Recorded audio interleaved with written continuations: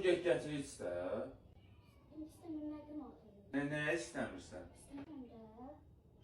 Onda nəyə aldırırdın ki araba? Burada nəyə qalmısan neçə gündür? Mədəm ağrıyır. Adam antibiyotik verdi, mədəm ağrıyır. Şuşmuşsan. Bu mədə belə hər gün mədəm ağrır. Qalmamısı dərmana. Nə sirob içirsən? Nə oldu mədə? Sən nə oynayırsan da sən mənim bütün günün? Dur get dərmanımı gətir iç. Çıxırsan sən. Nə olub? Dur da. Sen var mı? Başım satılır senin. Tam ne olur? Heç sən get sən oynamısın. At o bütün. Sen ne hareket ediyorsun? Nə? Ne iş görüyorsun?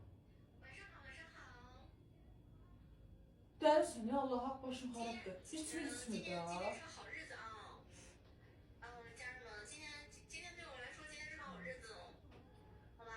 Var sana.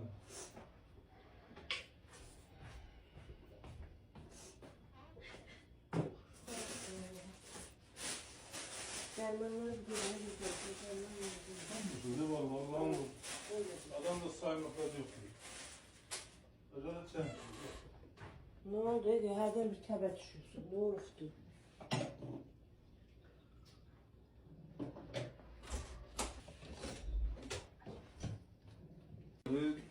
Hareket ediyorsun. Güzel indi. Öyle şey var ki adam gelemezsin. Şöyle aldık da biz.